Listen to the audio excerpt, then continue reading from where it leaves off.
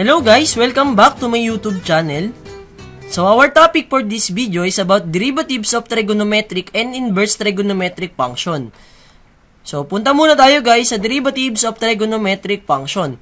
So meron tayo ditong 6 na formula. So una, derivative of sin u. So equal yan sa cosine u times du over dx. Derivative of cosine u. So equal yan sa negative sin u times du over dx. Derivative ng tan u o tangent u. So equal yan sa secant squared u times du over dx. Derivative ng cotangent u. So equal yan guys sa negative cosecant squared u times du over dx.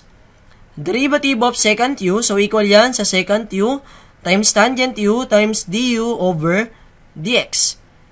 Derivatives of cosecant u. So equal yan guys sa negative cosecant u times cotangent u times du over dx. So mapapansin ninyo, guys, lahat ng pinapakuhang derivative na nagsisimula sa c, so mapapansin nyo, equal sa negative.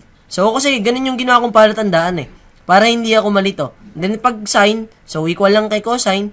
Pag cosine, equal kay sine. Kaso nga lang, dahil cosine to, c yung umpisa, magkakaroon ng negative. Pag naman tangent, equal kay secant, pero naka-squared guys, So ganun lang guys. Then pag kay cotangent naman equal kay negative cosecant, so mapansin nyo, dahil c yung umpisa nito, may negative ulit. So ganun yung ginawa kong palatandaan nung nag-aaral ako. So punta na tayo sa mga example. So if y equals sa sin 2x, find dy over dx. So sin 2x guys, So y equals sin 2x. So lagay lang natin y equals sa sin u. So yung u natin dito guys, yun yung 2x. So, formula natin sa sin u, so equal yan sa cosine u times du over dx. So, ibig sabihin, yung dy over dx natin, so equal yan sa cosine u times du over dx. So, substitute lang natin guys yung u, which is equal sa 2x. So, magiging cosine 2x times derivative of 2x with respect to x.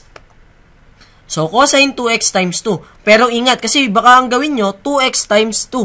So, hindi, yung buong equation, yung buong cosine 2x yung imumultiply natin sa 2.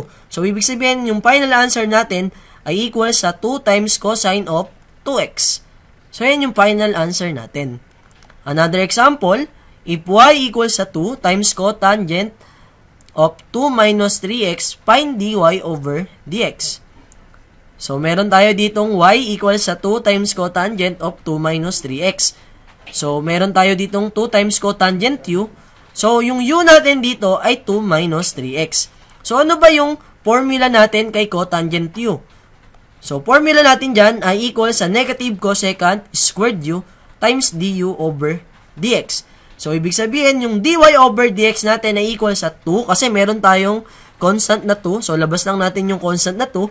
So, equal yan ngayon kay negative cosecant squared u times du over dx. Where u natin ay equal sa 2 minus 3x. So, substitute lang natin yung 2 minus 3x sa u natin.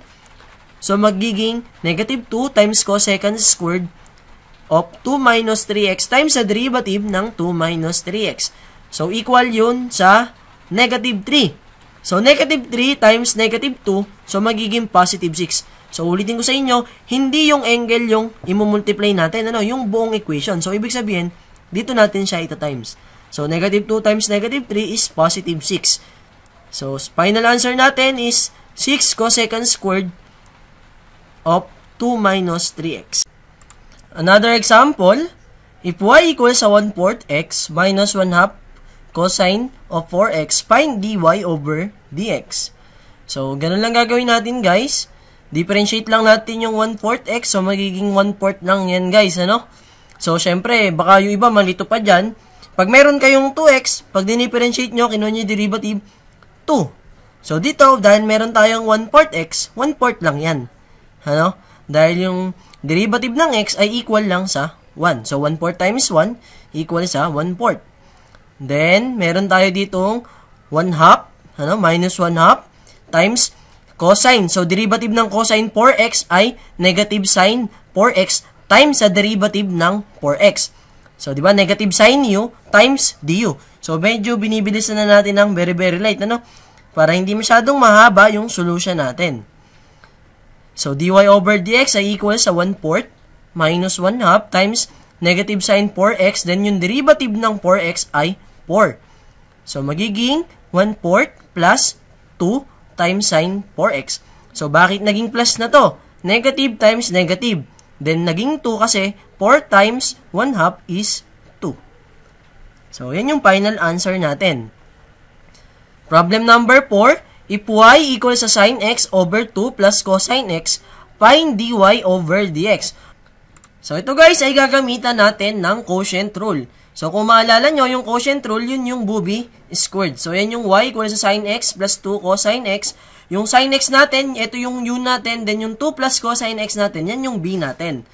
So, yan yung formula natin. Diba? Ito yung b, u, ub over b squared. So, Booby squared. So, perform lang natin. So, yung sin x, pag dinifferentiate natin, equal yan sa cosine x minus sin x. Tapos, yung derivative ng 2 plus cosine x, so yung 2 ay 0 na. Then, derivative ng cosine x is negative sin x. So, guys, yung derivative kasi ng x is 1 lang naman. So, hindi na natin sinasama. Ano? dx over dx lang yun eh. So, equal lang yun sa 1. So, kung mapansin nyo, hindi na natin sinasama. So, tuloy lang natin, guys. So, magiging 2 cosine x plus cosine squared x plus sin squared x na. Kasi sin x ito, then ito ay negative sin x. So, may negative dito, kaya magiging positive. So, sin squared x na yan. Then, tanggalin lang natin yung parenthesis. So, mapapansin nyo, meron tayo ditong cosine squared x plus sin squared x, which is equal yan sa 1. So, matitira na lang 2 times cosine x plus 1 over 2 plus cosine x quantity squared. So, yan na yung final answer natin. Another example, if y equals sa 2 times cosine x times sin 2x minus sin x times cosine 2x, find dy dx. So, mapapansin nyo guys, ito naman, gagamitan naman natin ng product rule. So, copyin lang natin guys yung function natin. Then, differentiate na natin. So, meron tayo ditong 2 times cosine x. Ito yung u natin, then ito yung b natin. Ano? So, times yan sa derivative ng b plus b times sa derivative ng u natin. Minus, so huwag nyo kakalimutan guys yung bracket or yung parenthesis para hindi tayo magkamali. Ano? Kasi, kailangan nating i-distribute yung negative na to. So, sin x, which is yung u natin, times cosine 2x, yung derivative nyan, plus cosine 2x times sa derivative ng sin x. So, yung 2 times cosine x, baba lang natin yan.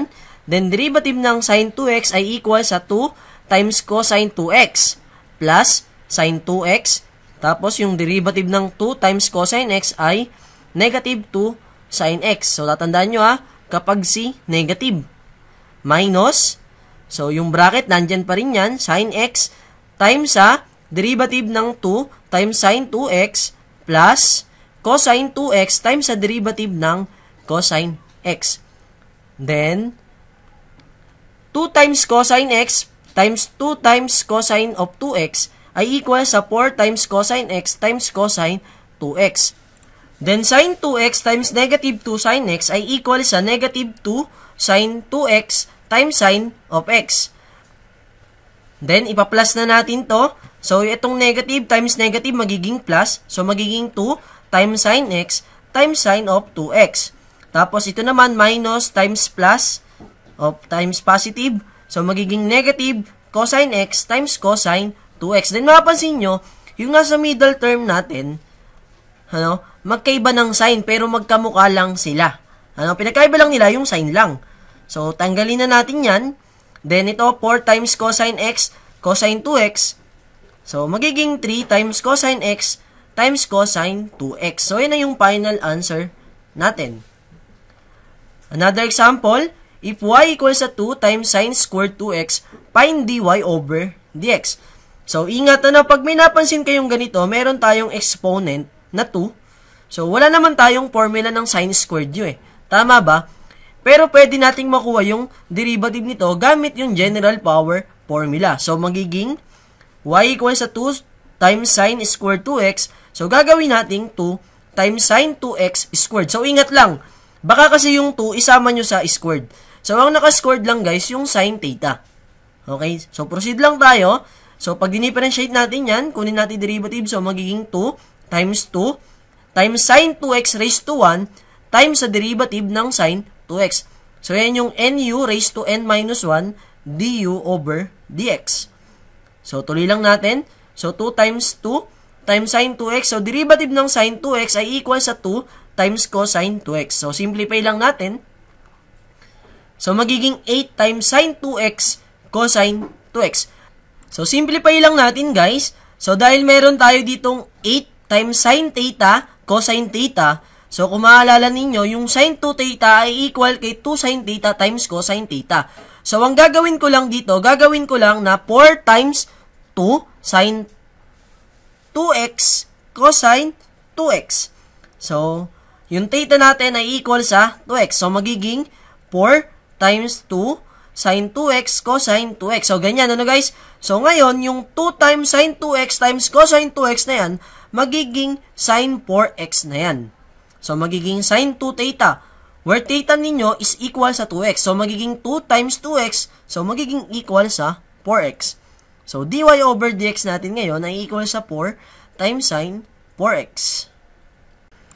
Another example, if y equals sa cosine raised to 4 of 2x minus sin raised to 4 of 2x, find dy over dx. So, gagamitan ulit natin yan ng power rule. So, magiging 4 times cosine 2x raised to 3. So, 4 minus 1 is 3. Times sa derivative ng u natin, which is equal sa cosine ng 2x. So, minus 4 times sin 2x raised to 3. So, ganun lang din naman, guys. Times sa derivative ng sin 2x. So, magiging 4 times cosine 2x cubed. So, kinapi lang natin yan. Then, derivative ng cosine 2x. So, magiging negative 2 times sin 2x minus 4 times sin 2x raised to 3. Then, derivative ng sin 2x ay 2 times cosine 2x. So, mapapansin natin, guys, meron ditong negative 2 and positive 2.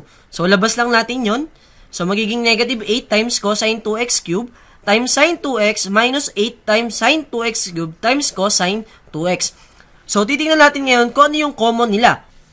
So, labas lang natin, guys, yung negative 8 times cosine 2x times sin 2x. Kasi, guys, yun lang naman yung common nila eh. Kasi baka ang gawin nyo, maglabas kayo na maglabas. Tingnan nyo ha, dito isa lang yung cosine 2x ko. So, syempre, isa lang yung cosine 2x na common nila. Then, dito, sin 2x ko, isa lang. So, yun lang yung common nila. Tag-isa lang. Then, syempre, pares naman silang may negative 8. So, ang matitira ngayon dito ay cosine 2x squared. Then, dito naman sa kabila ay sin 2x squared. Eh, saan ba equal yung cosine 2x squared at sin 2x squared? So, equal yan sa 1. Then, magiging negative 8 times cosine 2x times sin 2x na lang. Then, makapansin nyo, katulad lang din to ng kanina. Ililipat lang natin, o hiwalay lang natin guys, yung 2 times cosine 2x times sin 2x na equal naman kay sin 4x. So, yan na yung final answer natin. Negative 4 times sin 4x. So, another solution. So, pwede naman natin kasing gawin yung y equals sa cosine 2x raised to 4 minus sin 2x raised to 4. Gawin natin cosine squared 2x squared minus sin squared 2x squared. So, alam naman natin na yung x squared minus y squared ay equal sa x minus y times x plus y. So, meron tayo ditong x squared minus y squared. So, equal yan kay cosine squared 2x minus sin squared 2x times cosine squared 2x plus sin squared 2x. So, yan na yung x minus y and x plus y natin. And alam naman natin guys, ito ay equal lang sa 1. Yung cosine squared 2x plus sin squared 2x. Diba? Yung cosine squared theta plus sin squared theta ay equal sa 1. Then, alam natin guys, yung cosine squared theta minus sin squared theta ay equal sa cosine 2 theta. O yung tinatawag natin na double angle. So, y equal sa cosine 4x, then, saka natin i-derivative o i-differentiate. So, yan na yung final answer. Diba? Mas madali.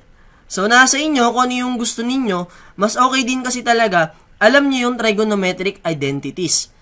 So, kung hindi kayo familiar, o nakalimutan nyo na, at gusto nyo na mapamilyar ulit, pwede nyo panoorin yung video ko dito sa trigonometric identities. So, tingnan nyo na lang kung nasan yun, ano guys? So, nandito lang yun. So, punta na tayo guys sa susunod na example. If y equals sa square root of 1 minus cosine x over 2, find dy over dx. So, gawin lang natin na ganyan. Y equals sa 1 minus cosine x over 2 raised to 1 half. So, gagamitan natin yan ng power rule. So, magiging 1 half times 1 minus cosine x over 2 raised to negative 1 half times sa derivatives ng u natin, which is equal sa 1 minus cosine x over 2. So, simplify lang natin. So, pag dinerivative natin yung 1 minus cosine x over 2, so, dahil constant lang naman yung 2, yung ibabaw lang naman yung derivative natin. So, magiging 0. Dahil yung derivative ng 1 is 0, then derivative ng cosine x is negative sine x. Then, mapapansin niyo positive na yung exponent. So, kasi nireciprocal na natin guys eh. Since negative yung exponent nito, i-reciprocal lang natin para maging positive yung exponent. So, tuloy lang tayo. So, magiging 1 half times 2 over 1 minus cosine x raised to 1 half times sine x over 2. So, rewrite lang natin guys. So, same pa rin yan guys. Nilipat ko lang ng pwesto yung sine x over 2 at yung 2 over 1 minus cosine x raised to 1 half. Para mas maipakita ko sa inyo, itong i-multiply natin na 1 plus cosine x over 1 plus cosine x raised to 1 half. So, same pa rin naman yan. So, bakit ba natin minultiply? Mapapansin nyo, para maging 1 minus cosine squared x ito. Ano guys? So, napansin nyo, saan ba equal yung 1 minus cosine squared x? Then, yung ibabaw naman, pinag-multiply lang natin since parehas naman na 1 half yung exponent nila. So, saan ba equal yung 1 minus cosine squared x? Di ba guys, sa sine squared x? Then, mapapansin nyo, meron tayo ditong raised na 1 half. So, ito, magiging sine x na lang. Okay, so, nawala yung parenthesis ko dito guys, ha? Dito. So, kulang tayo ng parenthesis.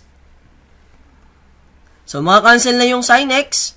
So, equal na ngayon yan sa 1/4 times square root of 2 times 1 plus cosine x raised to 1 half. So, saan galing yung square root of 2? Ito lang yun guys, oh. 2 raised to 1 half. Then, yung 4. So, 2 times 2, kaya naging 1/4. Okay? So, tuloy lang tayo. So, yan na yung final answer natin. Square root of 2 over 4 times 1 plus cosine x raised to 1 half. Pero may mas simplify pa yan eh. Pero ipapakita ko muna sa inyo kung ano yung isa pang solution. So, alam naman natin guys, yung sin theta over 2 ay equal sa square root of 1 minus cosine theta over 2. So, ibig sabihin, pwede nating palitan yung y natin ng sin x over 2. Then, saka natin kunin yung derivative. So, magiging cosine x over 2 times sa derivative ng x over 2, which is equal sa 1 half. So, final answer natin ay 1 half times cosine x over 2. So, baka sabihin ninyo, hindi naman sila same, ano? Hindi naman same yung sagot. So, ipoprove natin na equal lang sila. So, ito yan.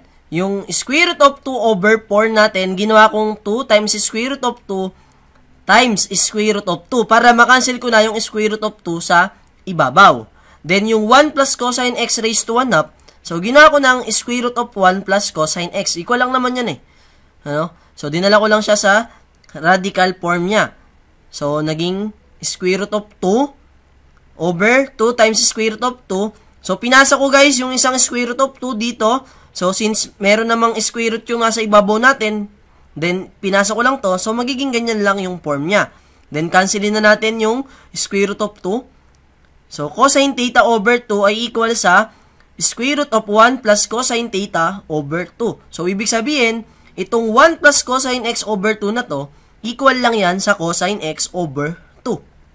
So, magiging ganyan na yung sagot. So, same lang naman sila. Another example, if x equals secant squared y, find dy over dx. So, yung x equals secant squared y, nilabas lang natin yung squared. So, naging secant y squared. Then, gagamitan natin yan ng power rule.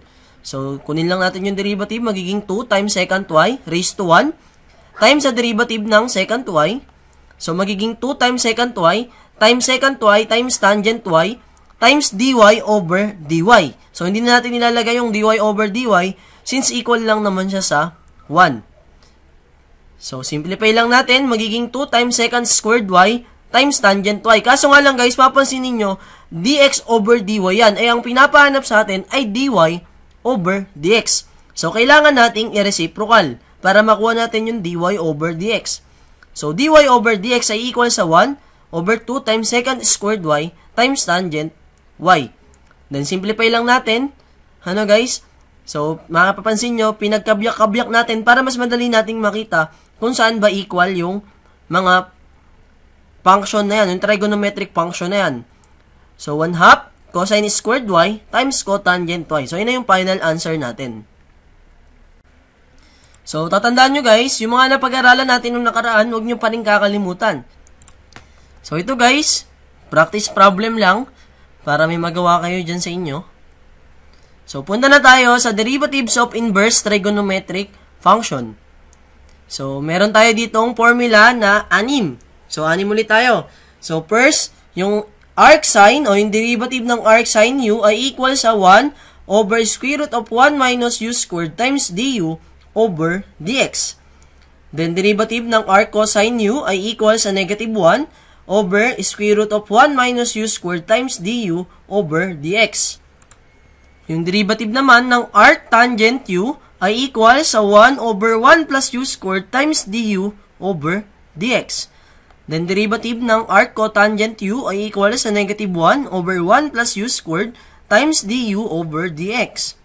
Derivative naman ng arc secant u ay equal sa 1 over u times square root of u squared minus 1 times du over dx. Then, derivative ng arc cosecant u ay equal sa negative 1 over u times square root ng u squared minus 1 times du over dx. So, mapapansin nyo ulit, lahat ulit na nagsisimula sa C, negative 1 ulit yung sagot, So, may negative ulit. So, ganun lang guys, baka lang makatulong sa inyo para hindi kayo malito kung makalimutan ninyo, ay oo nga pala, pag C, negative. So, ganun lang, punta na tayo guys sa problem. If y equals sa arc tangent of 3x, find dy over dx. So, rewrite lang natin guys yung function natin. So, y equals sa arc tangent of 3x. Then, mapapansin nyo, gagawin na natin u yan. Where u natin na equal sa 3x. So, saan ba equal yung arc tangent u? Yung derivative niyan. So, equal yan sa 1 over 1 plus u squared times du over dx. So, substitute lang natin guys yung u na 3x dito sa mga u na yan. So, magiging ganito lang. So, dy over dx natin ay equal sa 1 over 1 plus 3x squared. Napansin nyo, sinubstitute ko lang yung u natin. Times sa du over dx. So, substitute lang ulit natin yung 3x. Then, differentiate lang natin o kunin lang natin yung derivative ng 3x natin. So, equal lang yan sa 3. Then, yung 3x squared. So, magiging 9x squared dyan. So, yan na yung final answer natin. 3 over 1 plus 9x squared. So, another example. If y equals sa arc cosine of 1 minus x, find dy over dx. So, ganun lang ulit guys. So, gagawin lang natin u, then u natin ay equal sa 1 minus x. So, saan ba equal yung arc cosine u? Yung derivative ng arc cosine u. So, equal yan sa negative 1 over square root of 1 minus u squared times du over dx. So, mapapansin nyo, c, di ba? C yung umpisa. So, ibig sabihin, negative. So, dy over dx natin ngayon ay equal sa negative 1 over square root of 1 minus, so, substitute lang natin guys, yung 1 minus x sa u. So, magiging 1 minus x squared times derivative ng 1 minus x over dx. So, simplify lang natin. So, yung derivative ng 1 minus x ay equal sa negative 1. Then, yung 1 minus x squared natin, expand lang natin. So, magiging 1 minus 2x plus x squared. Then, distribute lang natin guys yung negative sign. So, magiging 1 minus 1 plus 2x minus x squared. Then, yung numerator natin, naging positive 1 na. Kasi, negative 1 times negative 1 is positive 1. So, simplify lang natin. 1 minus 1, 0. So, matitira na lang ay square root of 2x minus x squared. So, yan na yung final answer natin. So, another example. If y equals sa arc cosecant of square root of x, find dy over dx. So, copyin lang ulit natin yung function natin. Then, gawin lang natin na ganyan. So, yung u natin dito ay equal sa square root of x. So, ano ba yung formula ng arc cosecant? Yung derivative ng arc cosecant u. So, equal yan sa negative 1 over u times square root ng u squared minus 1 times du over dx. So, magiging negative 1 over square root of x. Substitute lang natin guys yung square root of x sa u times sa square root ng x squared minus 1 times sa derivative ng square root of x over dx. Then, magiging negative 1 over square root of x times square root of x minus 1. So, napansin nyo, kinancel lang natin guys yung square root kasi may squared naman dito. So, naging x na lang yan. Then, yung derivative ng square root of x ay equal sa 1 over 2 times square root of x. So, simplify lang natin. So, magiging negative 1. So, square root of x times square root of x ay x. Then, lagay lang natin yung 2. Kaya, naging ganyan. So, kulang ulit ako dito ng parenthesis, guys. Palagyan na lang, ano?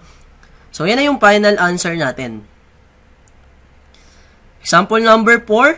If y equals sa arc cosine of sine x, find dy over dx. So, mapansin nyo, yung u natin dito ay sin x na. Ano, guys? So, yung u natin ay equal sa sin x. So, tuloy lang tayo. Apply lang natin, guys, yung nalalaman natin. Huwag kayong matakot, ano?